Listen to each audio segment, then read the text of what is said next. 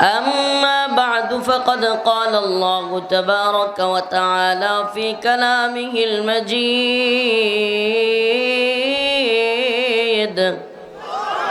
وفرقانه الحميد. أعوذ بالله من الشيطان الرجيم. بسم الله الرحمن الرحيم. إن الله اشترى من المؤمنين أنفسهم وأموالهم بأن لهم الجنة يقاتلون في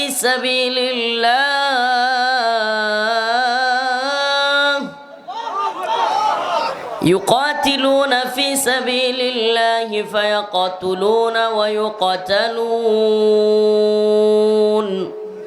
وعدا عليه حقا في التوراة والإنجيل والقرآن. صدق الله مولانا العظيم وصدق رسوله النبي الكريم ونحن على ذلك من الشاهدين والشاكرين والحمد لله رب العالمين.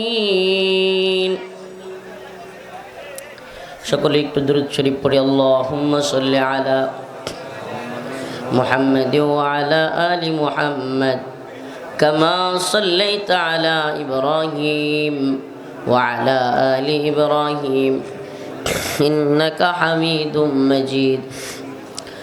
اللهم بارك على محمد وعلى آل محمد كما باركت على إبراهيم وعلى آل إبراهيم إنك حميد مجيد. চরমনপুরা বাইতুন নূর জামে মসজিদের উদ্যোগে আয়োজিত চরমনপুরা হাটুরিয়া গুসারহাট শরীয়তপুরের আজকের এই তাফসিরুল কোরআন মাহফিলের সম্মানিত উলামায়ে কেরাম, সম্মানিত অতিথিবৃন্দ,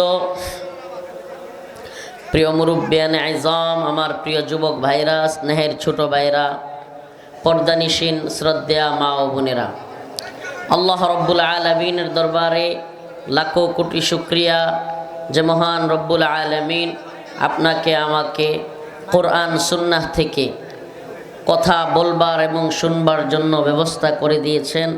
সেজন্য সকলেই অন্তরের অন্তঃস্থল থেকে কালিমাতু শুকর আদায় করে স্বতঃস্ফূর্ত আওয়াজ করে বলি আলহামদুলিল্লাহ। মঞ্চে উপবিষ্ট আছেন উলামায়ে কেরাম, বিশেষ করে আমার ভাই কারি মোহাম্মদ সাইদুল ইসলাম, আপনাদের এলাকার সন্তান, আদ্দিন ফাউন্ডেশনের বর্তমান আদ্দিন ফাউন্ডেশন মগবাজারে যেই আছে ওখানকার ইমাম এবং আদ্দিন ফাউন্ডেশনের চেয়ারম্যান মহিউদ্দিন আঙ্কেলের খুবই প্রিয় এবং আস্থাভাজন ইমাম, যিনি আসলে আজকে দাওয়াত করেছেন। তার কণ্ঠে একটু আগেই সুবহানাল্লাহ সুন্দর কণ্ঠে তিলাওয়াত শুনলাম। আমার এক ভাই খুব সুন্দর উপস্থাপনা করলেন। আল্লাহ পাক আমাদের সবাইকে এই যে তৌফিক দান করেছেন এই সুন্দর একটা মজমা করার, যেই তৌফিক আমাদের বিগত আমলে ছিল না, অনেক বাধা বিপত্তি, অনেক সমস্যায় পড়তে হইতো এই ধরনের সুন্দর আয়োজনের জন্য। তো আল্লাহ তাআলা আজকে সেই সমস্ত জালিমদেরকে হটায়া এই সমস্ত কোরআনের সুন্দর প্রোগ্রাম করবার তৌফিক দিয়েছেন। সেজন্য আবার বলি আলহামদুলিল্লাহ। তো এখন এক জালিম গেছে, আবার কেউ নতুন করে জালিম হওয়ার চিন্তা করিয়েন না। পিডানি 5ই আগস্টের সময় দেখছেন, শিক্ষা যদি না নেন, নিজে পিডানি খায় হাফ প্যান্ট খুললে পরে শিক্ষা নিয়ে লাভ নাই। জনগণ কিন্তু এখন জামানা এমন পাল্টাইছে যে কোন দেশে যে কবে মায়ের শুরু হয়ে যায়, পাবলিক এখন খুব খেপা। এখন আর আগের মতো ওই যে রাজ দরবার থেকে যা হুকুম হবে জি হুজুর করার দিন শেষ। অতএব যদি ভালো না হন, আওয়ামী লীগের মতো জুলুম করার চিন্তা ভাবনা করেন, তাইলে মায়ের আওয়ামী লীগের মতো খাওয়ার জন্য রেডি থাকেন। আল্লাহ তাআলা হেদায়েত দান করুক। আরো জোরে বলেন আমিন। ইসলামিক যে প্রোগ্রামগুলো, দ্বীনি প্রোগ্রামগুলো, দয়া কইরা এগুলো নিয়ে রাজনীতি করবেন না। আমরা ইসলামিক দিক থেকে যেটা ভালো মনে হয়, কোরআনের দিক থেকে যেটা ভালো মনে হয়, সেই কথাগুলো আমরা বলবো। এর দ্বারা আপনার মধ্যে যদি কোনো সমস্যা থাকে, এমনকি আমার মধ্যেও যদি সমস্যা থাকে, আমরা সকলেই শুধরায়া যাব। কোরআন তো আসছেই নিজেকে এবং আমরা সকলে মিলে শুধরানোর জন্য, কি বলেন? এখন যদি নিজের মধ্যে সমস্যা, নিজের মধ্যে ঝামেলা, এখন নিজে সংশোধন না হইয়া উলামায়ে কেরামের মুখে লাগাম দিতে যায়, মলম লাগাইতে যায়, এটা কি হইল? মলম আপনার গায়ে সমস্যা থাকলে, আপনার মধ্যে সমস্যা থাকলে মলমটা আপনার গায়ে লাগান। সুবহানাল্লাহ। কোরআনের মলম লাগান। কোরআন যে কথা বলছে, যে মেসেজ কোরআন দিতে চায়, ওই কথাগুলো আপনি নিজের মধ্যে নেন, দেখবেন সুবহানাল্লাহ হুজুরদের কথা আর তিতা লাগবে না, মিষ্টি লাগবে। আল্লাহ তাআলা বুঝার এবং আমল করার তৌফিক দান করুন। হই হুল্লোড় করবেন না, এই মিডিয়াগুলো দরকার আছে। সুবহানাল্লাহ, আমাদের এই ছোট্ট মিডিয়া, এখন তো মেইন স্ট্রিম মিডিয়া তো তাগুতের দালাল, ভারতের দালালি করে। মেইন স্ট্রিম মিডিয়া যেটা টিভি চ্যানেল কিংবা এগুলো এখনও ভারতের দালাল। তো আমাদের কথাগুলো মোদি পর্যন্ত, হাসিনা পর্যন্ত, কিংবা এই ট্রাম্প পাগলা কাকুর কাছে পৌঁছার জন্য একটা সিস্টেম তো লাগবে। এটাই হলো সেই সিস্টেম।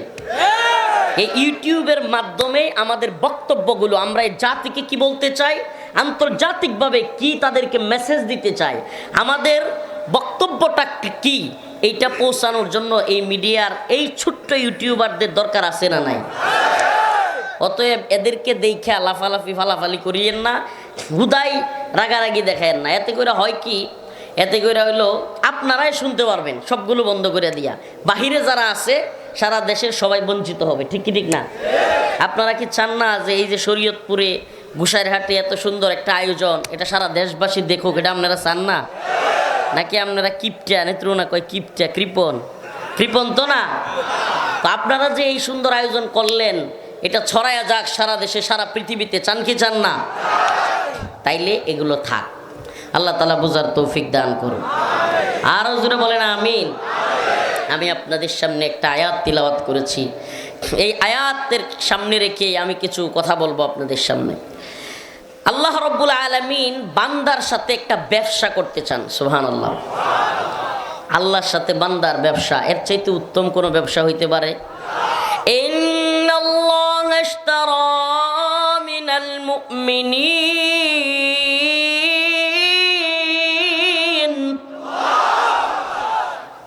এই ব্যবসায়ের ক্রেতা কে? বলেন না, ক্রেতা কে? মানিল্লাযী ইশতারা, ক্রেতা কে? ব্যবসা কাদের সাথে? মুমিন বান্দার সাথে। সুবহানাল্লাহ। পণ্য কি? পণ্য কি? মাশাআল্লাহ, এত সব বক্তা। ইন্নাল্লাহা ইশতারা মিনাল মুমিনিন,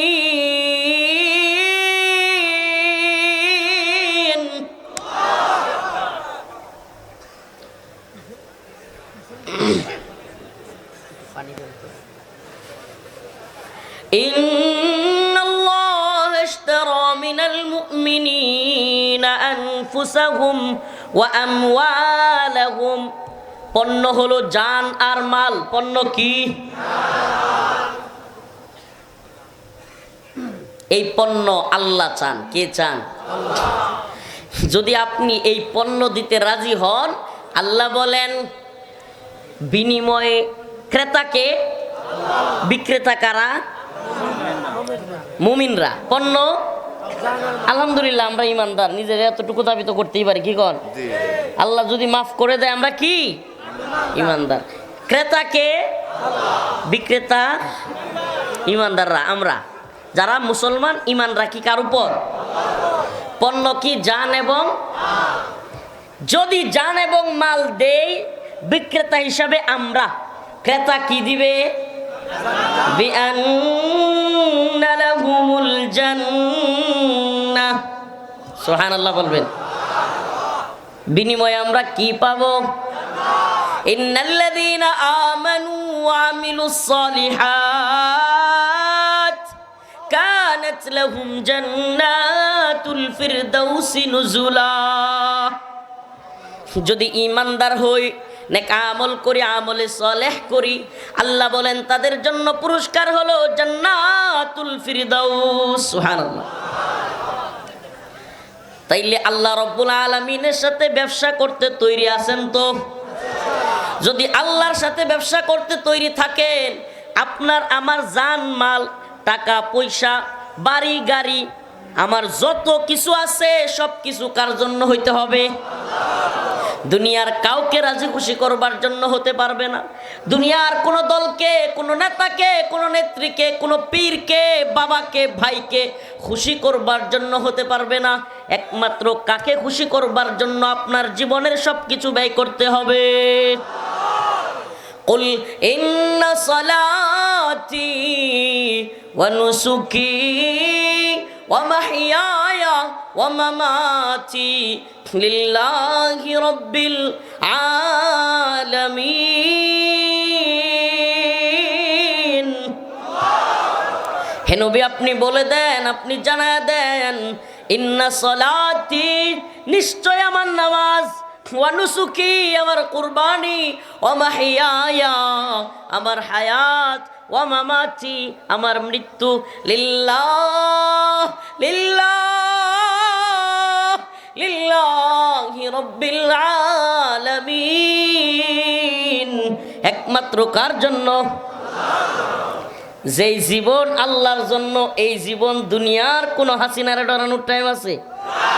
সুবহানাল্লাহ। দুনিয়ার কোনো মুদিরে ডরানোর টাইম আছে? দুনিয়ার কোনো ডোনাল্ড ট্রাম্পে ডরানোর টাইম আছে? আরে যেই জীবন জেনেই নিয়েছে তার রব দিয়েছে, যে ধরেই নিয়েছে তার রব দিতে পারে, তার রব নিতে পারে। এই জীবন তো ভয় করবে একমাত্র কাকে? কারণ সে জানে এই তথাকথিত দুনিয়ার চিল্লা চিল্লি, দুনিয়ার যারা পাওয়ারফুল তারা বলে সুপার পাওয়ার, তারা কি কয়? তারা কয় America super power, Israel super power, Russia super power, Bharat super power. কিন্তু মুমিন বলে না না না, সুপার পাওয়ার স্রেফ আল্লাহ, সুপার পাওয়ার স্রেফ আল্লাহ, লা ইলাহা, সুপার পাওয়ার স্রেফ আল্লাহ, লা ইলাহা, সুপার পাওয়ার স্রেফ আল্লাহ। সুপার পাওয়ার কে? তিনি যদি সুপার পাওয়ার না হইতেন, ওই 313 জন মানুষ যারা কিনা নিজের দেশ থেকে দেশ ত্যাগ করতে বাধ্য হয়েছিলেন, জালেমদের জুলুমে, আবু জাহেল, উতবা, সাইবাদের জুলুমের শিকার হইয়া, মক্কার কাফেরদের জুলুমের শিকার হইয়া নিজের দেশ ত্যাগ করতে বাধ্য হয়েছিল, যেই অল্প কয়েকজন মানুষ, অল্প না অনেক বেশি? কয় না অল্প না অনেক বেশি? অল্প কেমন অল্প? একেবারেই কথা কন না। তৎকালীন সারা পৃথিবী ছিল কুফফারদের। সারা পৃথিবী কাদের? রোম কাদের ছিল? পারস্য কাদের ছিল? মক্কা মদিনা সব কাদের দখলে ছিল? পুরো পৃথিবী, ভারত উপমহাদেশ সহ সারা পৃথিবী। আল্লাহর নবী সাল্লাল্লাহু আলাইহি ওয়াসাল্লাম যখন মক্কায় আগমন করলেন, সারা পৃথিবীর সমস্ত পৃথিবী ছিল কুফফারদের নিয়ন্ত্রণে। ঠিক কি ঠিক না? এই একজন মানুষ, মাত্র 313 জন মানুষকে কোরআনের নূর ভিতরে দিয়ে দিলেন, কোরআনের আলো তাদের ভিতরে ঢুকায়া দিলেন। এই পৃথিবীর সমস্ত তাগুতি সিস্টেম থেকে, দাজ্জালি সিস্টেম থেকে তাদেরকে পৃথক করে, লাত উজ্জার ইবাদত থেকে পৃথক করে এক আল্লাহর সাথে 313 জনরে জোড়ায়া দিলেন। সুবহানাল্লাহ। একদিন আল্লাহর নবীর কাছে পয়গাম আসলো। পয়গাম, আল্লাহর নবীকে বলা হলো, আবু সুফিয়ান বিরাট এক বাহিনী নিয়া, দলবল নিয়া, সিরিয়া থেকে বিশাল এক পণ্য সামগ্রী নিয়া মক্কার দিকে আসতেছে। আল্লাহর নবী সাল্লাল্লাহু আলাইহি ওয়াসাল্লাম তার সাহাবাদেরকে নিয়ে মিটিং করতে বসলেন। কি? মাশওয়ারা করা, সুন্নাহ। মাশওয়ারা করা। কোন সফরে যদি 3 জন ব্যক্তিও থাকে, হাদিসের মধ্যে আসছে 3 জনের মধ্যে তোমরা একজনকে আমির বানাও। কি বানাও? আমির বানাও। ইতাআত। একজনকে ইতাআত করো, না হইলে একজন কইব ট্রেনে যামু, আরেকজন কইব বাসে যামু, আরেকজন কইব না আমরা সিএনজি দিয়া যামু, বমি করি। বলবে কি বলবে না? আরেকজন বলবে না আমার হায়েস্ট গাড়ি ছাড়া হবেই না। ও আঙ্কেল শরীয়তপুরের বাবাজি, ও বাবা তো রাগ করে না, বসেন। আমরা বলতেছি বাবা আপনার একটা মাইক দিমু, আপনি বসেন প্লিজ। আপনারা এই যে এখানকার লোকগুলো, এই আপনারা কেউ কথা বলবেন না, আমি বলতেছি প্লিজ, মাহফিলের আদব নষ্ট করবেন না। আপনাদের প্রত্যেককে যদি দায়িত্ব দিয়ে দেওয়া হয় তাহলে চিল্লাইতে থাকবেন, দেখবেন এদের চাইতে বেশি আপনারা চিল্লাইতেছেন। অতএব আপনারা আগে স্টপ হন। আমি ওদের, এই ভাইরা আপনাদের এখানকার জন্য যারা ওখানে বসে আছে তারা দেখতে পারতেছে না, শুনতে পারতেছে না।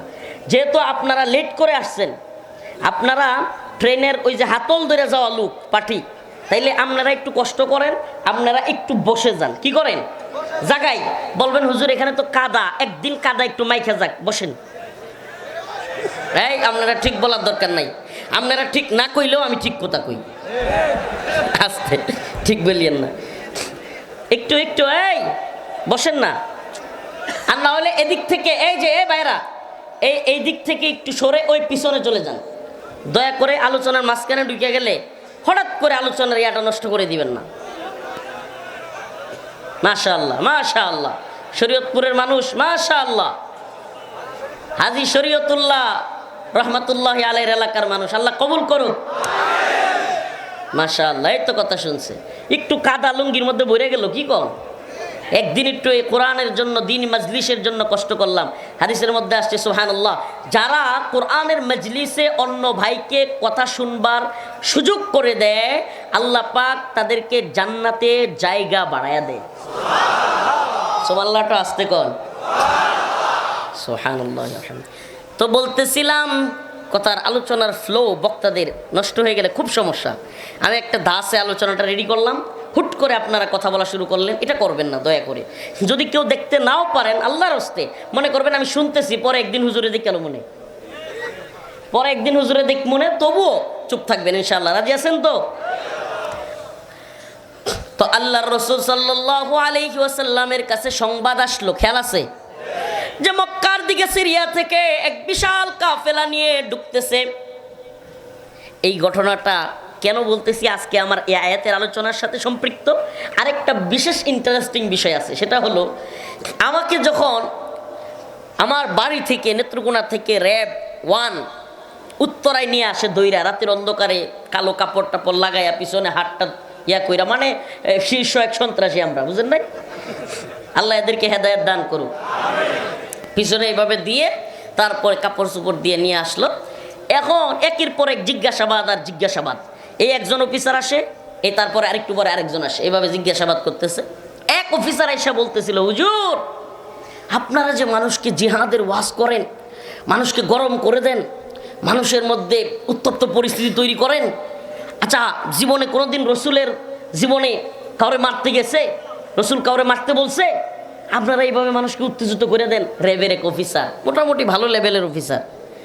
তো আমি চিন্তা করলাম আসলে সমস্যাটা কি জানেন, ওখানে ওদের সামনে কথা বলতে গেলে বা তর্ক ধরতে গেলেই আঘাত করে। আল্লাহ হেদায়েত দান করুক।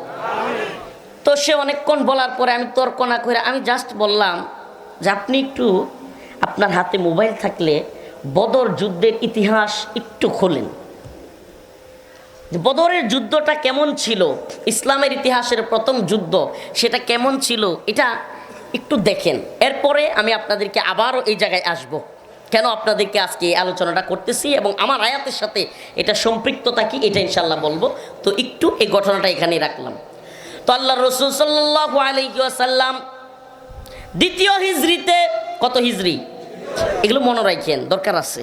মুসলমানরা এখন আমাদের বিপ্লবের কথা, ইতিহাসের কথা, বিজয়ের কথা সেগুলো জানে না, সেগুলো বলে না। ওই আব্রাহাম লিঙ্কন, জর্জ রোসো কিংবা নিউটনের সূত্র, অমুক তমুক আরও কত কিছু হাবিজাবি নাটক, সিনেমা, এগুলো পোলাপান জানে, আলোচনা করে। কিন্তু আমাদের বিজয়ের ইতিহাস, আমাদের মুসলিমদের শৌর্য-বীর্যের ইতিহাস ভুলে গেছে। তারা ভুলে গেছে মুহাম্মদ বিন মাসলামার ইতিহাসের কথা, সুলতান সালাউদ্দিন গজনবীর কথা, সালাউদ্দিন আইয়ুবীর ইতিহাসের কথা, মুহাম্মদ বিন কাসিমের হিন্দুস্তান বিজয়ের কথা। মুসলমান এগুলো ভুলে গেছে। এগুলো ভুলে গিয়ে এখন ওই কুফফারদের শক্তির কাছে মাথা নত কইরা গোলামির জিনজিরে আবদ্ধ হয়ে গেছে। নাউজুবিল্লাহ। গোলামির জিনজির, এটা দেখা যায় না। গোলামির জিনজির এটা এই চোখ দিয়ে দেখা যায় না, চর্মচক্ষু দিয়ে দেখার উপায় নাই। এটা একটা মানসিক শৃঙ্খলে আবদ্ধ এক জিনজির, এটা একটা শিকল, যেই শিকল আপনার মানসিকভাবে এই ওয়ার্ল্ডের তথাকথিত নিউ ওয়ার্ল্ড অর্ডার বা আধুনিক বিশ্ব ব্যবস্থার, আধুনিক কুফুরের মাথারা, আধুনিক বিশ্ব কুফুরের হেডকোয়ার্টার যেগুলো, এই সাপের মাথাগুলো পুরো পৃথিবী নিয়ন্ত্রণ করবার জন্য এই সিস্টেমগুলো, সেকুলারিজম, ডেমোক্রেসি, আরও যত ধরনের এই সমাজতন্ত্র, এই সমস্ত মতবাদ দিয়া মানুষের মগজ, ব্রেন ওয়াশ করে মানুষকে এক ধরনের মানসিক শিকলের মধ্যে আবদ্ধ করে রেখেছে। ওই শিকল থেকে শুধু দেখা যায় ওদের পাওয়ার, ওরা বিরাট কিছু, কিন্তু যেই ওই শিকল ভেঙ্গে বেরিয়ে আসতে চায়, ওই যে বললাম 313 জন, কতজন? পুরো পৃথিবী তাদের বিরুদ্ধে। যদিও ওই বদর যুদ্ধের ইতিহাসে পাওয়া যায় যে সাহাবায়ে কেরাম ছিল 313 জন, কতজন?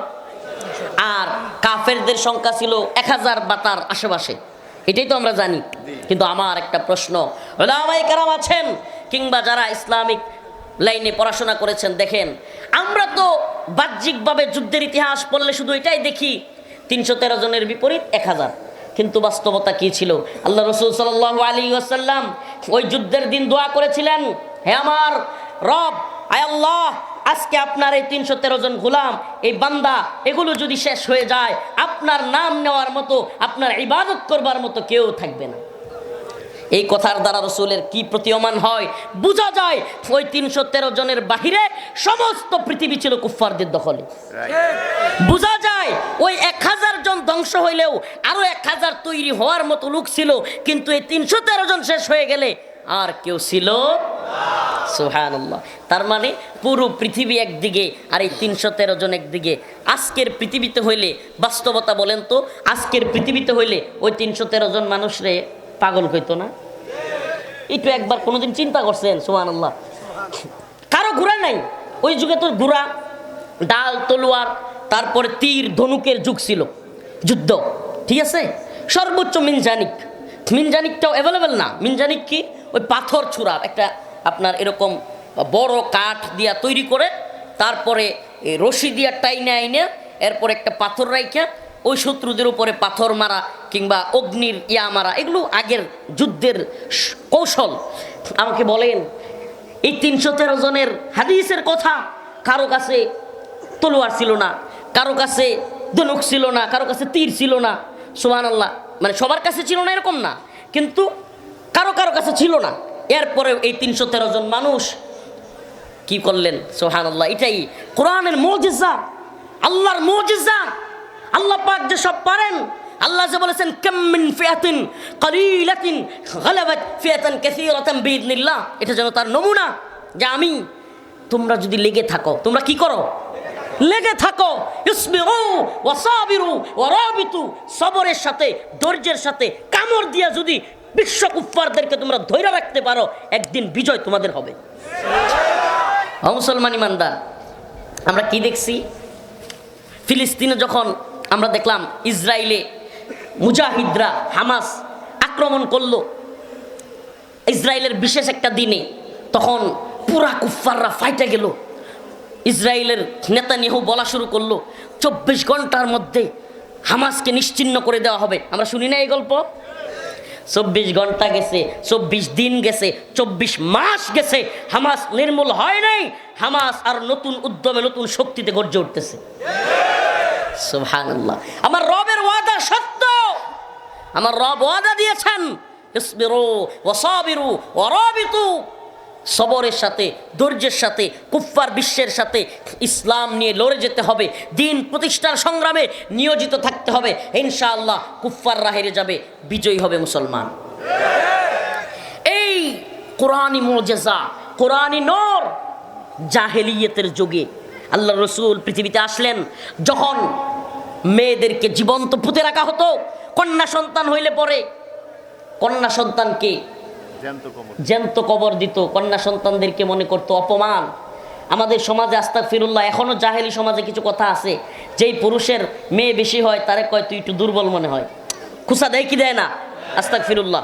ওই জাহেলিয়াতের জামানায় এটা এত বেশি ছিল যে কারো কন্যা সন্তান হইলে সেই পুরুষকে পুরুষত্বহীন কিংবা বিভিন্ন খুঁটা দিত, তুই কিরকম পুরুষ এগুলো বলতো। এজন্য তারা মেয়ে হইলে জীবন্ত পুঁতে রাখতো।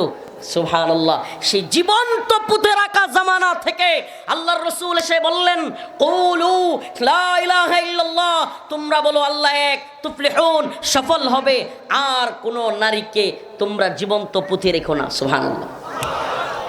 আমাকে বলেন, সেই মানুষটা নারীর অধিকার কম দিয়েছেন?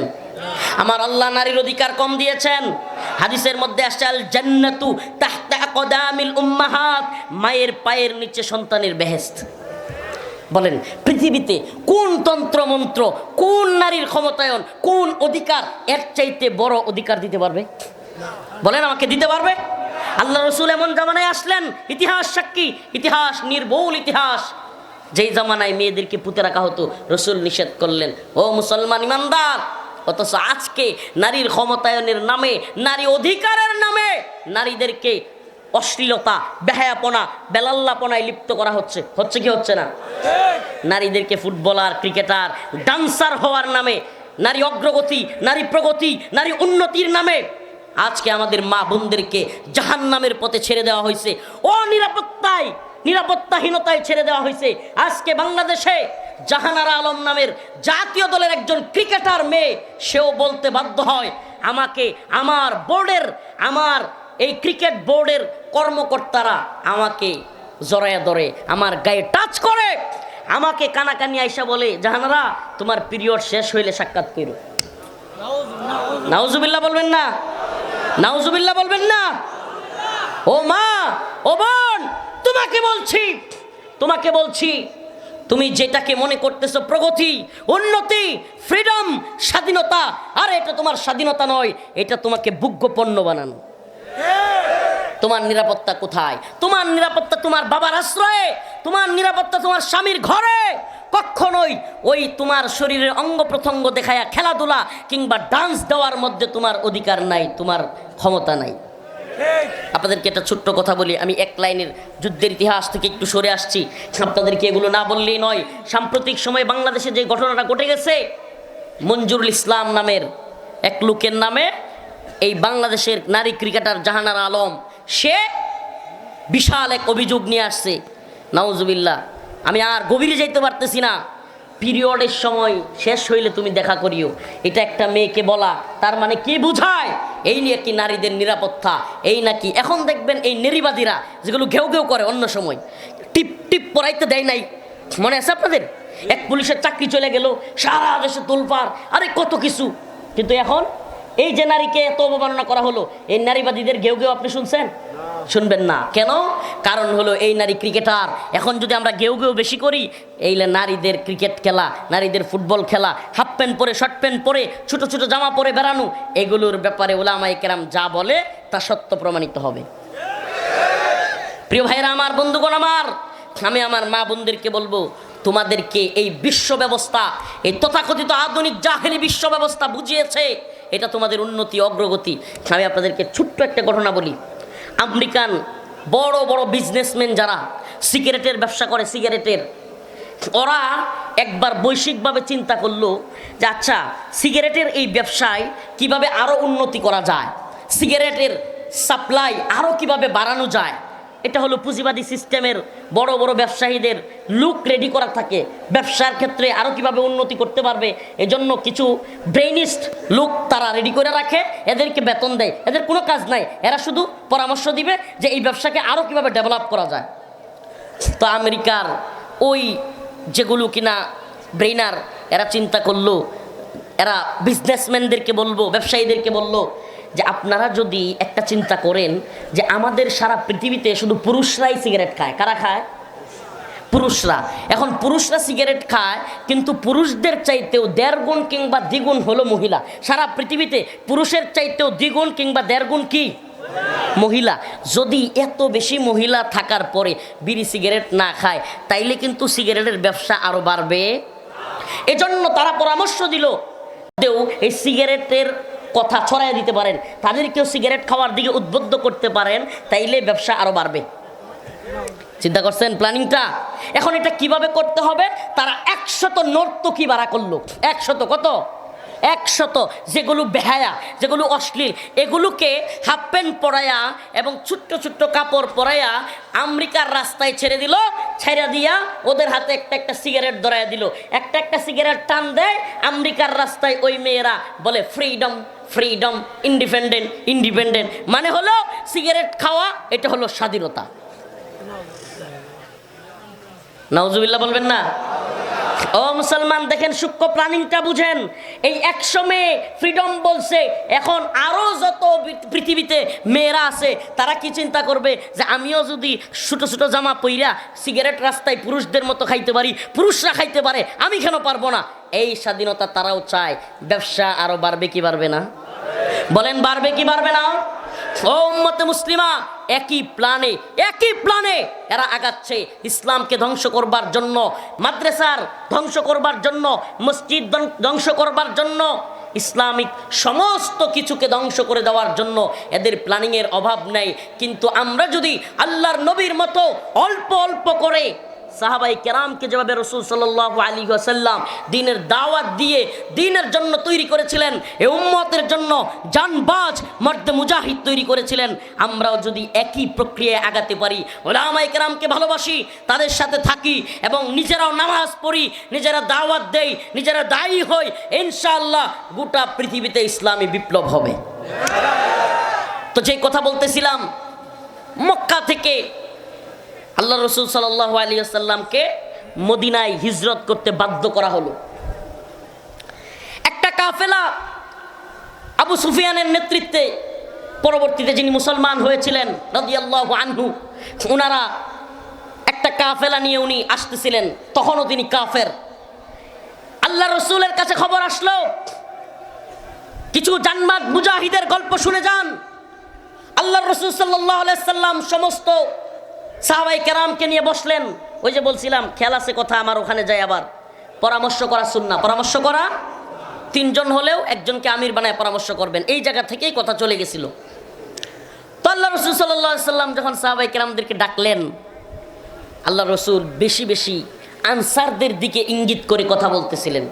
আনসার সাহাবীরা 2 রকম ছিলেন, আনসার মুহাজির। আনসার মুহাজির, মুহাজির কারা? আমি জানি ইসলামের আলোচনা যারা বুঝেন বা আলেম হুজুররা আছেন ওনারা তো অবশ্যই এগুলো বুঝেন, বাকি ইসলামিক লাইনে পড়াশোনা আছে তারাও বুঝেন, কিন্তু সাধারণ শ্রোতা থাকায় অনেকে বোঝে না। এই জন্য আনসার এবং মুহাজির একটু আমি আলোকপাত করতে চাই। আনসার হলো, মুহাজির হলো কারা? আল্লাহ রাসূল সাল্লাল্লাহু আলাইহি ওয়াসাল্লাম মক্কায় আবু জাহেল, উতবা, শাইবা কিংবা কুফফারদের অত্যাচারে, নির্যাতনে, নিপীড়নে অতিষ্ঠ হয়ে হযরতে বিলাল হায় হায় কি কষ্টের মধ্য দিয়ে গেলেন, খুবাইব, খাব্বাব রাদিয়াল্লাহু আনহু, সকলেই যখন নির্যাতিত, আল্লাহর পক্ষ থেকে আদেশ আসলো, হে আমার হাবিব, হে আমার রাসূল, আপনি মক্কা থেকে মদিনায় হিজরত করেন। তখন যে সমস্ত সাহাবায়ে কেরাম আল্লাহর নবীর সাথে মক্কা ছেড়ে দিয়ে মদিনায় চলে গিয়েছিলেন তাদেরকে বলা হয় মুহাজির, তাদেরকে বলা হয় হিজরতকারী। আর যারা মদিনায় থেকে ইসলাম কবুল করেছিলেন এবং আল্লাহর রসুলের কথাই তিনারা বলেছিলেন, হে আমাদের প্রিয় হাবিব, আপনাকে আমরা আশ্রয় দিব, আপনার সাথীদেরকে আশ্রয় দিব, আমরা আপনাদের নিরাপত্তার ব্যবস্থা করব এবং আপনাদের সকলের খাওয়া দাওয়া থাকার ব্যবস্থা করব। এই সাহায্যটা যারা করেছিল তাদেরকে বলা হয় আনসার। তাদেরকে কি বলা হয়?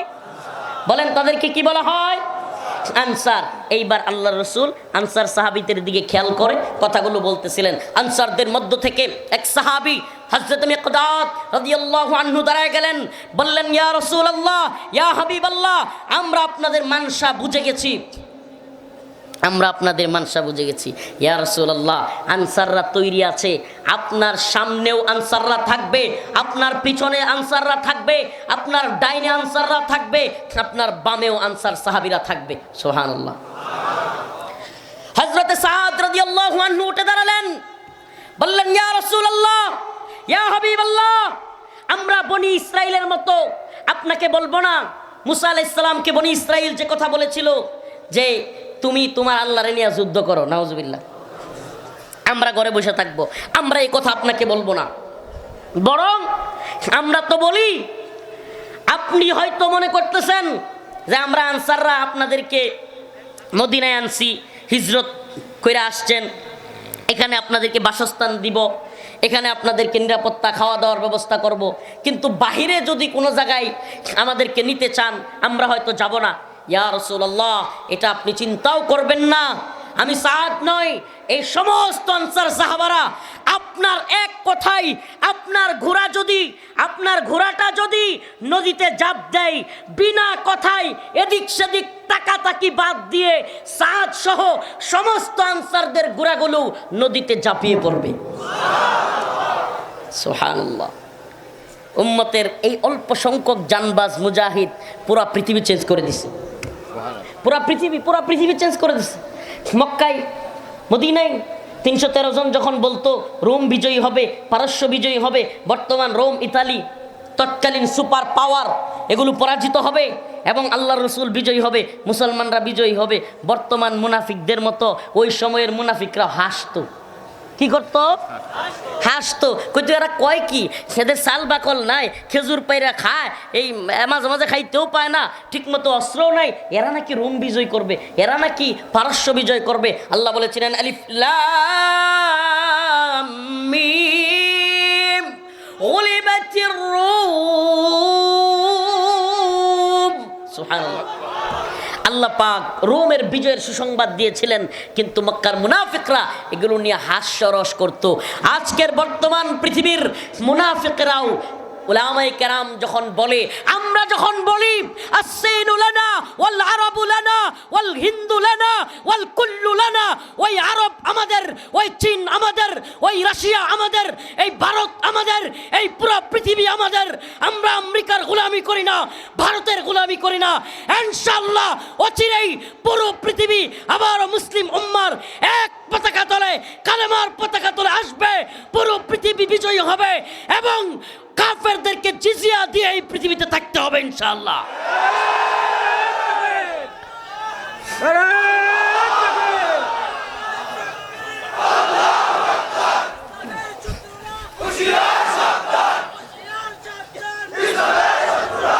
হে মুসলিম উম্মাহ, ভুলে গেছেন, আমরা ভুলে গেছি, ইতিহাস পড়ি না, ইতিহাস জানি না।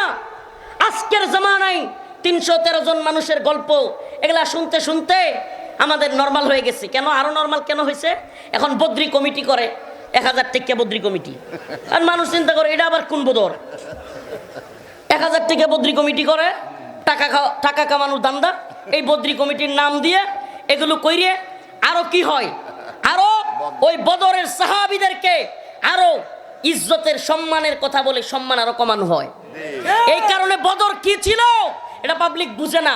আরে বদর ছিল 313 জন বনাম পুরা পৃথিবী। আজকের পৃথিবীতে এটা হলে হাসাহাসি হইতো, আজকের পৃথিবীতে এটা হলে কি তাদেরকে নিয়ে বলতো পাগল। সুবহানাল্লাহ, হাদিসে তো আসছে যে আজকের দুনিয়ায় সাহাবায়ে কেরাম থাকলে সাহাবায়ে কেরামকে মানুষ বলতো পাগল, আর সাহাবায়ে কেরাম বলতো সব ডিরে মুনাফিক আর কাফের।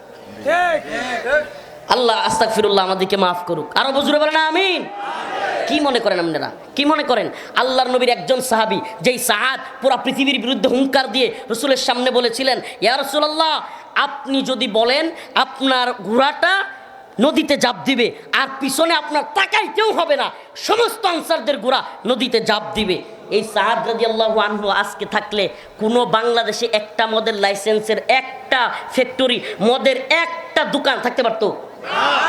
সমস্ত উলামায়ে কেরাম সবগুলোকে এবং এই তাওহীদি জনতাকে নিয়ে এই সমস্ত মদের বার ভাঙিয়ে দিতেন না? একবার একটু চিন্তা করেন, আল্লাহর নবীর একজন সাহাবায়ে কেরাম থাকলে অগ্রণী ব্যাংক, সোনালী ব্যাংক, রূপালী ব্যাংক, এই তথাকথিত যত সুদের ব্যাংক আছে একটাও থাকতে দিতেন? চিন্তা করছি কখনো? অথচ সাহাবাওয়ালা ইমানের কথা বলি, সাহাবাওয়ালা ইসলামের কথা বলি, কিন্তু মৌলিকভাবে ইসলামের ওই বোঝ, এই দৌলতদিয়া পতিতালয়, আরো যত পতিতালয় আছে, একটা পতিতালয় বাংলাদেশে থাকতে পারতো, পুরো পৃথিবীতে থাকতে পারতো? তো সাহাবাওয়ালা ইমান যদি থাকে, হযরতে সাআদ রাশিদিন কি করেছিলেন? সুবহানাল্লাহি ওয়া বিহামদিহি, আল্লাহর রাসূলকে শুধু বলেন নাই, ওনারা আল্লাহর নবীর সাথে গিয়েছেন। এর মধ্যেই আবু সুফিয়ানের কাছে খবর পৌঁছে গেছে যে আমরা যে কাফেলা নিয়ে যাচ্ছি, এই কাফেলা অ্যাটাক করবার জন্য মুহাম্মদ তার বাহিনী নিয়ে আসতেছে সাল্লাল্লাহু আলাইহি ওয়াসাল্লাম। আবু সুফিয়ান এই খবর জেনে সেও গোয়েন্দা মারফতে মক্কায় খবর পাঠিয়ে দিল আবু জাহেলের কাছে, আবু জাহেল আমাদের উপর অ্যাটাক করবার জন্য আমাদের এই পণ্যের এত বড় কাফেলা দেখেন। সুবহানাল্লাহ, আমি কিভাবে বলবো, কিভাবে বললে বুঝবেন? আজকের দুনিয়ায় যারা হামাসকে জঙ্গি বলে, তালেবানকে জঙ্গি বলে, কিংবা উগ্রবাদী বলে, আরও যে সমস্ত মুজাহিদরা আছে এদেরকে জঙ্গি, উগ্রবাদী, মৌলবাদী বলে, আমার তো মনে হয় নাউজুবিল্লাহ এই বর্তমান মুনাফিকরা এই ৩১৩ জন নিয়া উল্টা গিয়া বদরে অ্যাটাক করা এই বর্তমান জামানার এই মুনাফিকগুলো আল্লাহ রসুলের জঙ্গি করতো, সাহাবাই কেরামকে জঙ্গি করতো। কারণ ওই যে কাফেলা আবু সুফিয়ানের আসতেছিল এরা কিন্তু যুদ্ধের জন্য আসতেছিল না, এটা জানেন? আমার কথা মনে হয় বুঝাইতে পারতেছি না। এরা কেউ কিন্তু যুদ্ধের জন্য আসতেছিল না, কিন্তু আল্লাহ রসুলের দূরদর্শিতা, আল্লাহ রসুল দেখেছিলেন, চিন্তা করেছিলেন পরবর্তীতে এই কাফেলা যত টাকা নিয়ে আসবে, এই কাফেলা যত পণ্য নিয়ে আসবে, এগুলোর মাধ্যমে কুরাইশরা বড় ধরনের একটা ফান্ড তৈরি করবে এবং তারা অস্ত্রশস্ত্রে সজ্জিত হবে, তারপরে মুসলমানদের উপর অ্যাটাক করবে। দেখেন রসুলের দূরদর্শিতা, উনি আগেভাগে চিন্তা করেই ওই কুরাইশদের পণ্যবাহী, ওই ত্রাণবাহী পণ্যবাহী কিংবা এই মালামাল যেটাতে নিয়ে আসতেছিল ব্যবসায়িক, এটাতে অ্যাটাক করলেন। আজকের জামানায় নাউজুবিল্লাহ কথাটা বলতে হচ্ছে, এরকম যদি ওলামায়ে কেরাম কোনো কাফেরদের এরকম অ্যাটাক করে একেবারে ডাইরেক্ট ফতোয়া দিয়ে দিব। ফতোয়া দেওয়ার জন্য মুনাফিক মৌলবী রেডি। ওই আমেরিকান ডলার খাওয়া মৌলবীর অভাব নাই, ওই ডলার খোর আমেরিকার পতিত বালকরা অভাব নাই। কিন্তু চিন্তা করেন ৩১৩ জন মানুষ, খুব নাজুক সময়। আর আগে আমাকে একটা ঘটনা দেখান, একটা হাদিস দেখান যেখানে আল্লাহর রসুল কাফেরদের ভয়ে তার কোনো হাবিব, তার কোনো সাহাবিকে, তার কোনো ভাইকে কাফেরদের ভয়ে, কাফেরদের হুমকির কারণে, ধমকির কারণে আল্লাহর রসুল তার কোনো ভাইকে কাফেরদের হাতে তুলে দিয়েছে। একটা ঘটনা দেখান। সুবহানাল্লাহ, সুবহানাল্লাহ। আর কোনো জবাব আছে? আর কোনো জবাব চলে? এরপরে ২ নম্বরে মোল্লা ওমর রহিমাহুল্লাহ হুঙ্কার দিয়ে আরেকটা কথা বললেন, ও প্রিয় আলেম সমাজ, আপনারা আমার মাথার তাজ, কিন্তু একটা কথা জেনে রাখেন, আমি মোল্লা ওমর উসামাকে দিব না। আমি দেখবার চাই ওই জর্জ ডব্লিউ বুশের ওয়াদা সত্য। ওই জর্জ ডব্লিউ বুশ বলেছে সমস্ত আফগানকে মাটির সাথে মিশিয়ে দিবে, সে ওয়াদা করেছে উসামাকে না দিলে মাটির সাথে আমাদেরকে মিশিয়ে দিবে। আর আমার রব ওয়াদা করেছে ওয়াদান আলাইহি হাক্কা, আমার রব ওয়াদা করেছে কাম মিন ফিয়াতিন কালিলা গালাবাত ফিয়াতান কাসীরাতাম বিইذনিল্লাহ। আমার রব ওয়াদা করেছে যদি আমরা তার পথে লড়াই করি, কাফেরদের বিরুদ্ধে যুদ্ধ করি, আমরা ছোট্ট দল হয়েও বড় দলের বিরুদ্ধে বিজয়ী হব।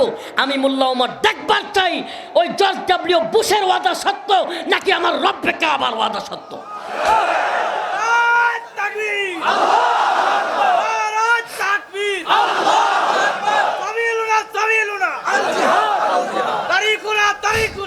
চিন্তা করেছেন?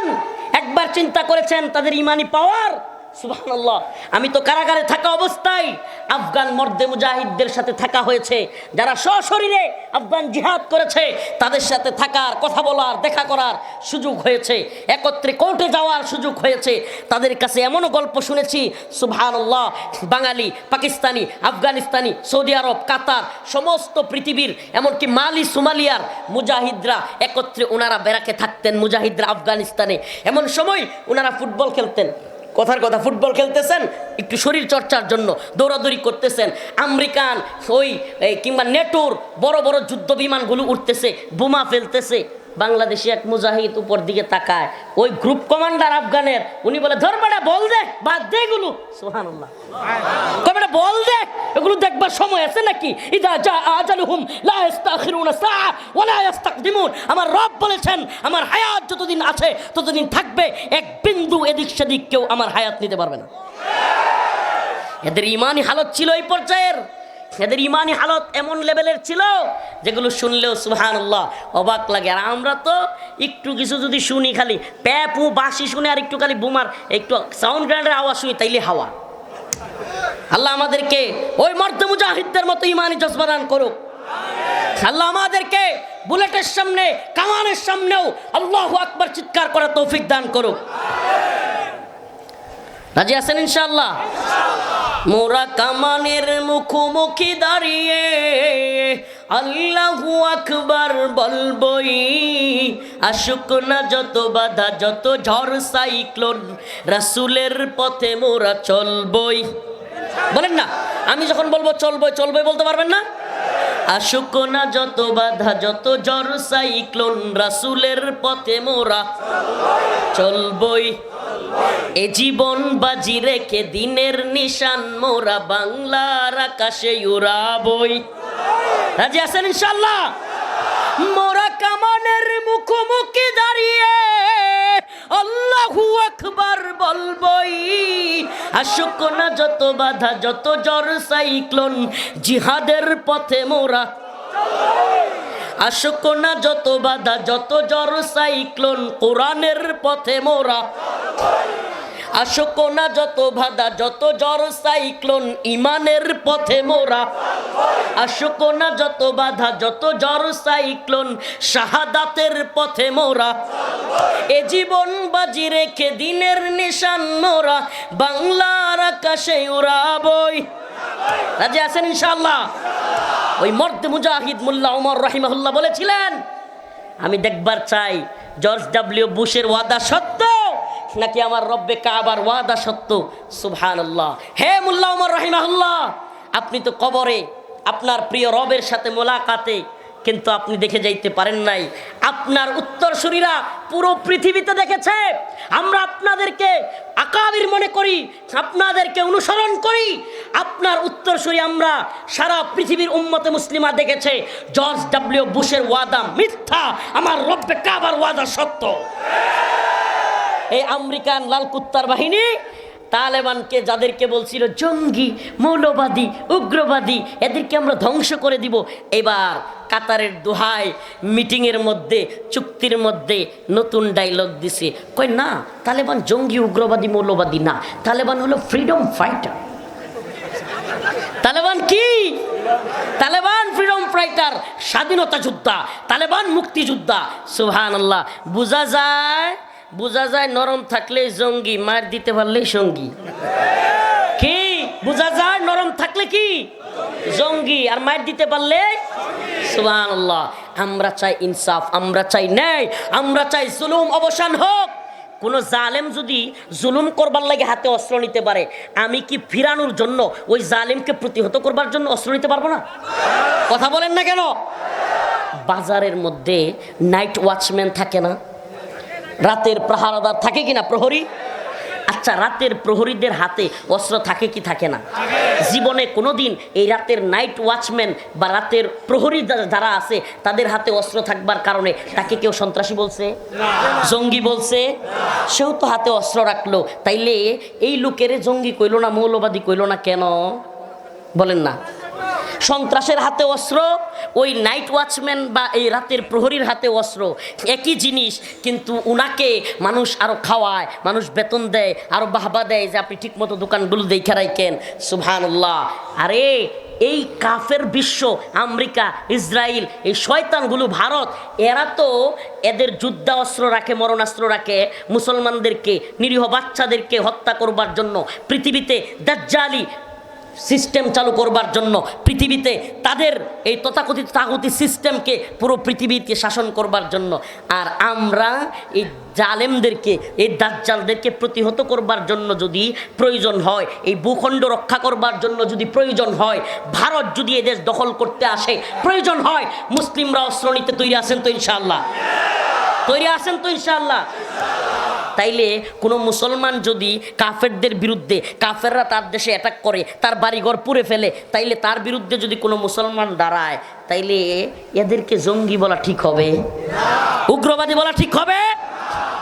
প্রিয় ভাইরা আমার, বন্ধুগণ আমার, এই বিষয়টাই ব্রেন ওয়াশ করা হয় আমাদেরকে।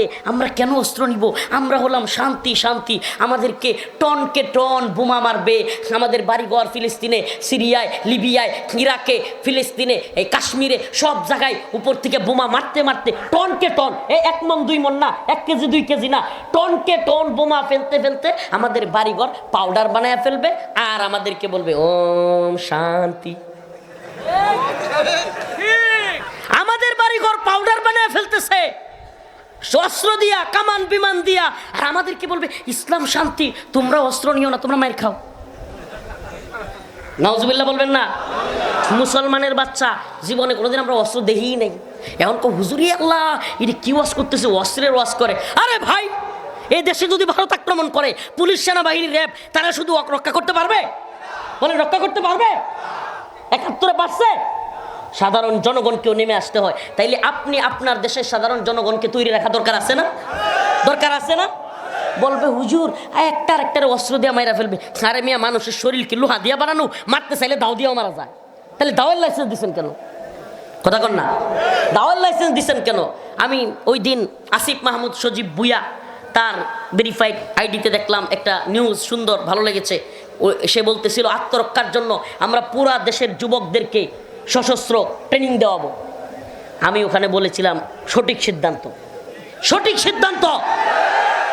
এই ভারতের মতো প্রভুত্ববাদী, এই ভারতের মতো আধিপত্যবাদী, সেই হিন্দুত্ববাদীদেরকে শায়েস্তা করবার জন্য এই উম্মতে মুসলিমার লক্ষ লক্ষ যুবক হাতে অস্ত্র নিতে তখন তৈরি হয়ে যাবে। আর এখন মাশাআল্লাহ, এখন কি হয়েছে, আমাদের যুবকরা ঠুলা হয়ে যেতেছে, ঠুলা, পুলিশও ঠুলা হয়ে যেতেছে। ট্রেনিং না থাকতে থাকতে এমন অবস্থা, আমাদের দেশে সশস্ত্র বাহিনী এগুলোর দেখবেন হায়রে এগুলোর পেট হয়ে গেছে। এগুলা কি যুদ্ধ করবো, কি দৌড়াইবো? আমরা বলেন না, হাসার কিছু নেই। উম্মতে মুসলিমার তৈরি থাকতে হবে।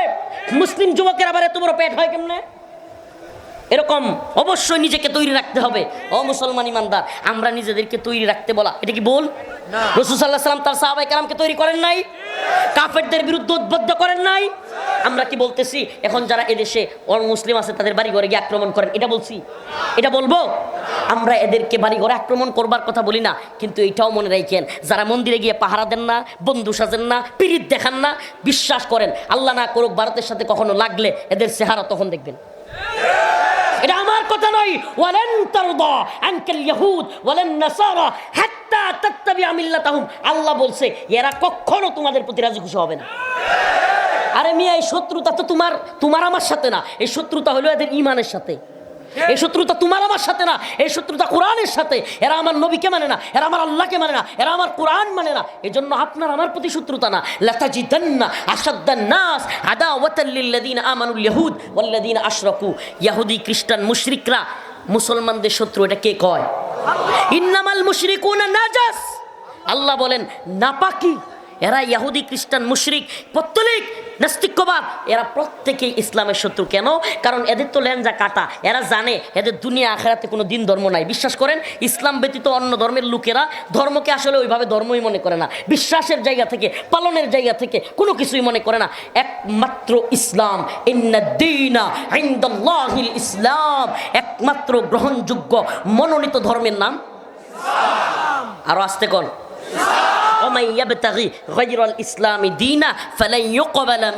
আল্লাহর কাছে অন্য সমস্ত দিন বাতিল। এটা আমার কথা না, আল্লাহর কথা। এখন আপনি যদি আন্তধর্মীয় সংলাপে বসতে পারেন, আপনার ঈমান যাবে। আপনি যদি ইন্টারফেথ ষড়যন্ত্রের শিকার হন, আপনার ঈমান যাবে। সকল ধর্মই সঠিক আপনি বললে আপনার ঈমান যাবে। কিন্তু আপনার রব বলে দিয়েছে ওয়ামান ইয়াবতাগি গায়রাল ইসলামি দীনা ফালান ইউকবালা মিন, একবার সুইরা মারছে যে অন্য ধর্ম কোনোটাই আমার কাছে গ্রহণযোগ্য না। কে কয়টা? আল্লাহ সুবহানাল্লাহ। বলবেন সবাইরে তো আল্লাহ সৃষ্টি করছে। ও মিয়া, সবাইরে তো আল্লাহ সৃষ্টি করছে, পরীক্ষাও কে করছে? প্রশ্নপত্র তো পরীক্ষা কি দিছে, কিন্তু কঠিন করে দিছে। যে ক্লাসের ফার্স্ট বয় তার জন্য কঠিন, যে লাস্ট বয় তার জন্য কি কঠিন।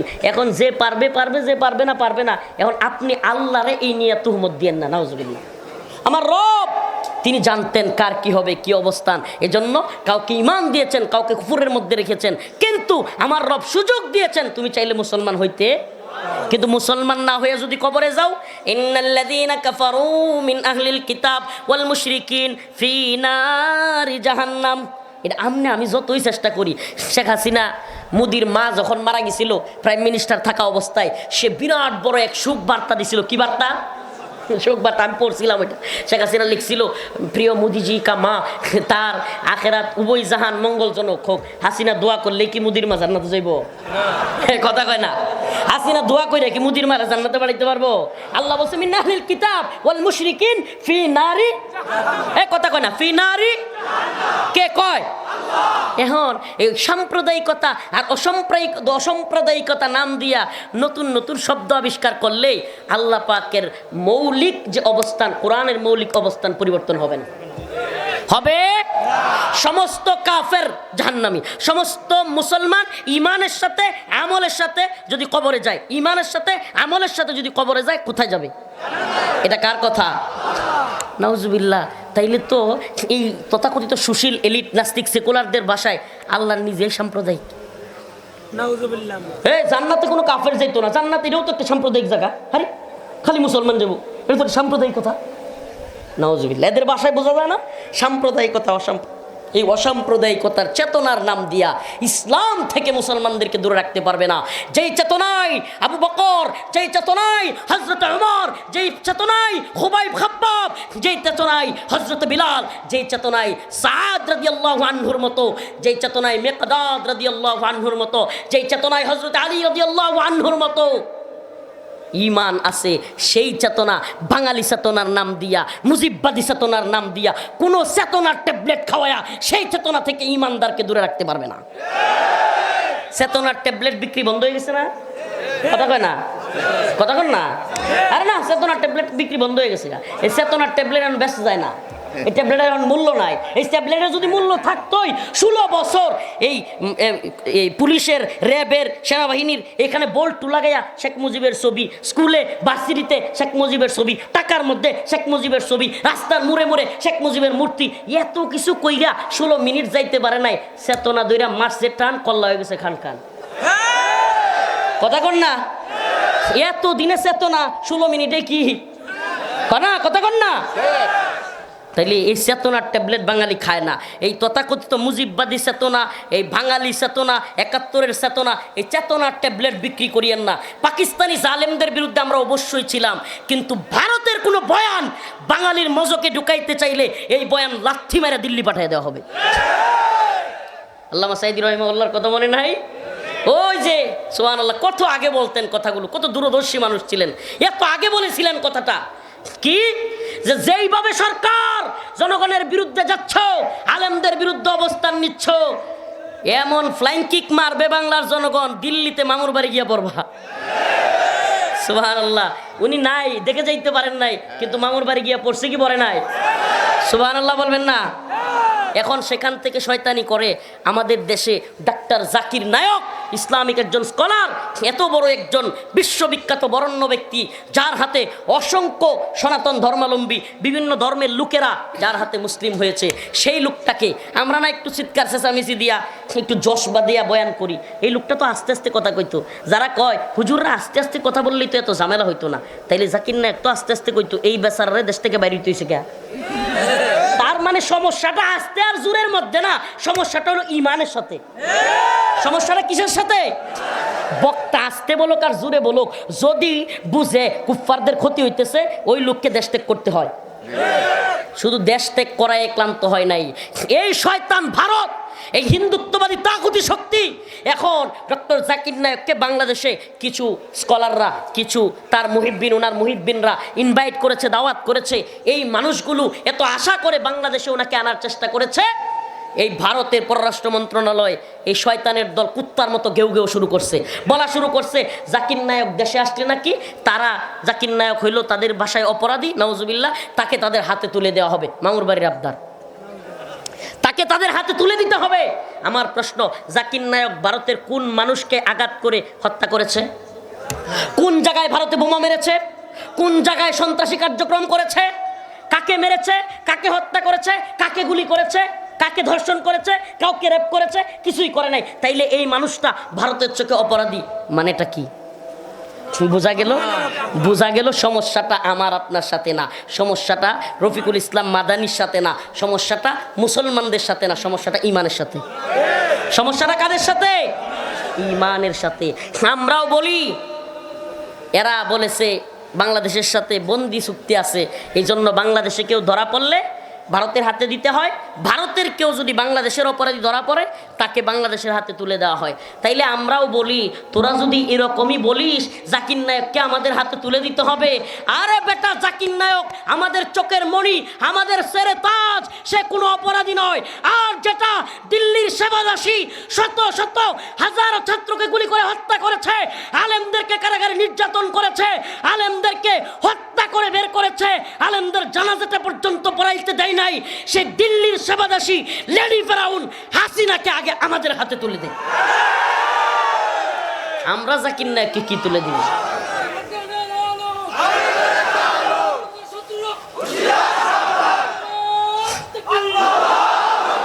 আমরা ডক্টর জাকির নায়ককে আমাদের মাতার তাজ মনে করি, আমরা সম্মান করি, একজন মুসলিম স্কলার। আমরা তাকে তোদের হাতে কি তুলে দিব? উল্টা বন্দি বিনিময় চুক্তিতে আগে তোরা যেইটারে দিয়া গোলামি করাইতি ওইটারে তুলে দে। আর অন্যথায় আমি এই দেশের প্রশাসনের যারা পররাষ্ট্র মন্ত্রণালয় এদেরকে ধিক্কার জানাই, এই গান্ডুগুলোকে ধিক্কারের ভাষায় বলতে চাই, আওয়ামী লীগ হাসিনা ভারতের গোলামি করেছে, আপনারাও যদি ভারতের গোলামি করেন, ডক্টর জাকির নায়ককে আসতে না দেন, দিল্লির গোলামদের পরিণতি হাসিনাদের মতোই হবে। আলেম ওলামারা হাসিনার সময়ও জুলুমের শিকার হইতো ভারতের কথায়, এখনও যদি জুলুমের শিকার হয় ইসলামপন্থীরা, এই সরকারের কোনো পররাষ্ট্রমন্ত্রী যদি ভারতের সেবাদাস হয়, তাইলে এই রকম উপদেশটা আমাদের দরকার নেই। আমরা বছরের পর জেলে ছিলাম, বছরের পর বছর রিমান্ডে নির্যাতনে ছিলাম। আপনাদের এই এলাকার যেই সন্তান, এই যে মিয়া নুরুদ্দিন অপু ভাই, পাশাপাশি রুমে প্রায় 2 বছর 2.5 বছর ছিলাম। এই যে এইভাবে একসাথে নামাজ পড়াইতাম তাদেরকে, একসাথে কোরআন পড়াইতাম, থাকতাম, একসাথে ছিলাম। আলহামদুলিল্লাহ। আরও যে সমস্ত আমাদের এই যে আমিরে জামাত ডক্টর শফিকুর রহমান সাহেব আমার পাশের বিল্ডিং সামনে ছিল, একবার আমাদের চোখের সামনে মাঝে মাঝে আমার জন্য খেজুর এটা সেটা হাদিয়া পাঠাইতেন। মিয়া নুরুদ্দিন অপু ভাই আমাকে রান্না কইরা কিনা খাইতেই দিতেন না, খাবারগুলো পাঠিয়ে দিতেন। আমিরে জামাত আমাদের রুমে খাবারগুলো পাঠাইতেন। এই মানুষগুলো সুবহানাল্লাহ, এই মানুষগুলো এতদিন আমরা জুলুমের শিকার হইলাম, এখনো কি ভারতের গোলামির জন্য? কথা বলেন, ভারতের গোলামির জন্য, ভারতের সেবাদাস হওয়ার জন্য? হাসিনার পররাষ্ট্রমন্ত্রী আর বর্তমান পররাষ্ট্রমন্ত্রী যদি একই রোল প্লে করে, তাইলে আমরা বুঝবো ওই আব্দুস শয়তান, এটার আমি আব্দুল মুমিনও বলি না, এটা পররাষ্ট্রমন্ত্রী ছিল না আব্দুস শয়তান, নাম কি? এটা আব্দুল মুমিন, আল্লাহর বান্দা। কেমনে হয়? এটা শয়তানের বান্দা। মনে আছে না, বলছিল যে আমরা ভারতবর্ষের সরকারকে বলেছি হাসিনা সরকারকে যেন রাখে, বলছিল, মনে নাই? এবং বলেছিল ওই যে একটা মহিলা আল্লাহ নবীকে নিয়ে কটূক্তি করেছিল, নামটা জানি কি ভারতের, নূপুর শর্মা। ওই সময় সে বলেছিল যে আমরা ভারতবর্ষের একজন ভদ্রমহিলা, নাউজুবিল্লাহ, নূপুর শর্মারে কয় ভদ্রমহিলা, ভিডিওটা আপনাদের খেয়াল আছে কিনা, যে সে একটা কথা বলে ফেলেছিল আমরা কাউকে আন্দোলন করতে দেই নাই, নাউজুবিল্লাহ। চিন্তা করছেন? তাইলে ওই দিল্লির সেবাদাস যদি এখনো কেউ হয়, তাইলে তাদের সাথে আমরা যে আচরণ করছি এদের সাথে কি একই আচরণ করব না? তাহলে আমরা হাসিনারই ভয় পাই না, আপনারা কোন গোড়ার ডিম? কথা কন না? মুদিরে আমরা গুনি নাই, আপনি তাওহীদ কোন গোড়ার ডিম? পররাষ্ট্র মন্ত্রণালয়ে আছেন, ডক্টর জাকির নায়কের বাংলাদেশ সফরের রাস্তা সহজ করেন। যদি এরকম চলতে থাকে, বাংলাদেশের জনতা তাওহীদবাদী উলামায়ে কেরাম যদি গর্জে ওঠে, এদেশের উলামায়ে কেরাম যদি গর্জে ওঠে, এদেশের তাওহীদবাদী জনতাকে নিয়ে আপনাদের পরিণতিও কিন্তু ভয়াবহ করে ছাড়বে। কথা একেবারে ক্লিয়ার, কথা বক্তব্য একেবারে ক্লিয়ার। তো যেই আলোচনা টান দিয়েছিলাম, আমার আলোচনার শেষ দিকে চলে এসেছি। আল্লাহ রসুল সাল্লাল্লাহু আলাইহি ওয়াসাল্লাম সেই মক্কা থেকে যখন বাহিনীটা আসলো আবু জাহেলের বদরে, আল্লাহ রসুল তার সাহাবায়ে কেরামকে নিয়ে সেখানে গেলেন। সুবহানাল্লাহ। সংক্ষিপ্ত ইতিহাস বলে শেষ করছি। বদরে সে 313 জন 1000 জনের বিরুদ্ধে বিজয়ী হয়েছিল। শুধু বিজয় না, এক বিপ্লবী বিজয়। 70টা কাফেরকে জাহান্নামে পাঠিয়েছিল, হত্যা করেছিল এবং 70টাকে বন্দী করেছিল। আর মাত্র 10 থেকে 12 জন সাহাবী শহীদ হয়েছিল। সুবহানাল্লাহ। কিরকম বিজয়? 70টা বন্দী, 70টা শেষ, আর 10 থেকে 12 জন শহীদ। সুবহানাল্লাহ, এক বড় বিজয়। এই বিজয়ের পরে এক সাহাবী আল্লাহ রসুলের কাছে এসে বলতেছে, ইয়া রাসূলুল্লাহ, আমি হঠাৎ করে দেখি একটা কাফের চিৎকার করে পড়ে গেল, আর চাবুকের একটা আওয়াজ শুনলাম। কিসের?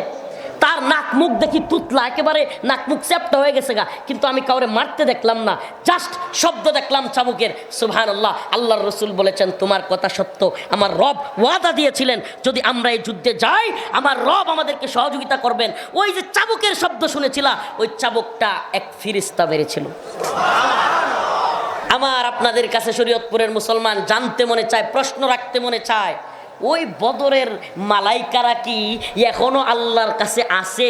বদরের ফেরেশতারা কি এখনো সাহায্যের জন্য মুসলমানদের জন্য তৈরি আছে, নাকি আল্লাহ ওই ফেরেশতারা শেষ হয়ে গেছে? সেই মালিক এখনো কে আছে না নাই? আফগানে প্রমাণ হয়েছে বদরের মালাইকারা ছিল, সিরিয়ায় প্রমাণ হয়েছে বদরের মালাইকারা ছিল, ফিলিস্তিনেও প্রমাণ হচ্ছে বদরের মালাইকারা আছে। এখনো যদি মুসলিম উম্মাহ তৈরি হয়, বদরের সেই মালাইকারা আল্লাহর পক্ষ থেকে সেই ফেরেশতারা আবার নেমে এসে সাহায্য করবে কি করবে না? অতএব আমাদের কোনো ভয় আছে? আমাদের কোনো পেরেশানি আছে?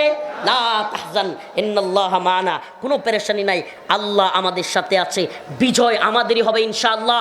রিসেন্ট একটা কথা বলি, আফগান বিজয়ের কথা বলেছি, শুনেছেন? ইরাক সিরিয়া বিজয়ের কথা শুনেছেন? অচিরেই আরেকটা মুসলিম উম্মার বৃহৎ বিজয় আসতেছে, যেটাকে এই তথাকথিত দাজ্জালি মিডিয়া আর এই বৈশ্বিক কুফুরি শক্তির পালিত বালকরা জঙ্গি জঙ্গি কয়। এই মালি সোমালিয়ায়, আফ্রিকার বিশাল অঞ্চল মালি সোমালিয়া, মোগাদিসু, মালির রাজধানীতেও মুজাহিদিনে কেরাম আনসারা শাবাব অ্যাটাক করেছে।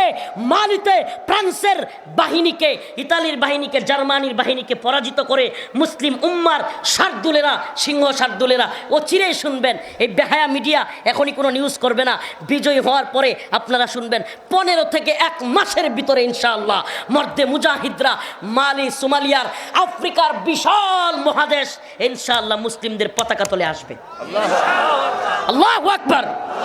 ও চিরে আসতেছে, সিরিয়া আসছে, আফগান আসছে, মালি সোমালিয়াও আসবে। বিশ্ব আবারও মুসলমানদের এক পতাকার তলে আসবে, এবং মুসলমানদের পতাকা তলে, খিলাফার পতাকা তলে, শরিয়ার পতাকা তলে শুধু মুসলমানদের নিরাপত্তা না, কাফেররাও নিরাপদে বসবাস করতে পারবে। কাফেররাও কিভাবে বসবাস করবে? আল্লাহ পাক আমাদের সবাইকে দিন বিজয়ের এই কাফেলায়, গুরাবাদের ওই কাফেলায়, বাদা আল ইসলামু গরিবান ওয়া সায়াউদু কামা বাদা ফাতুবা লিল গুরাবা। আল্লাহর রাসূল বলেছেন গুরাবা, আল্লাহর নবীকে সাহাবায়ে কেরাম বলেন ইয়া রাসূলুল্লাহ গুরাবা কারা? আল্লাহর রাসূল বললেন গুরাবা হলো তারা, ইসলাম একসময় অপরিচিত অবস্থায় ছিল, আবারও অপরিচিত অবস্থায় ফিরে যাবে। কেউ মৌলিক ইসলামকে আঁকড়ে ধরতে চাইবে না, কিন্তু সেই সময় কিছু মানুষ আল্লাযীনা ইউসলিহুন ইযা ফাসাদান নাস, সমস্ত ফিসনা ফাসাদের বিরুদ্ধে গিয়ে এক আল্লাহর কথা, কোনো তন্ত্রমন্ত্রের কথা নয়, কোনো কুফরি সিস্টেমের কথা নয়, দাওয়া, ইরদাদ, জিহাদ, শাহাদাতের কথা বলবে। আল্লাহর রাসূল বললেন আল্লাযীনা ইউসলিহুন ইযা ফাসাদান নাস, যারা সেই সময় সবাইকে সঠিক পথের আহ্বান করবে তারাই হলো গুরাবা। নিজে সঠিক পথে চলবে, অন্যকে সঠিক পথের দাওয়াত দিয়ে। আজকের আলোচনা এখানেই শেষ করলাম। নাসরুম মিনাল্লাহ ওয়া ফাতহুন করিব ওয়া বাশশিরিল মুমিনিন। আসসালামু আলাইকুম ওয়া রাহমাতুল্লাহি ওয়া বারাকাতুহু। দোয়া আলহামদুলিল্লাহ। মোলাদ দিয়ে কথা আছে?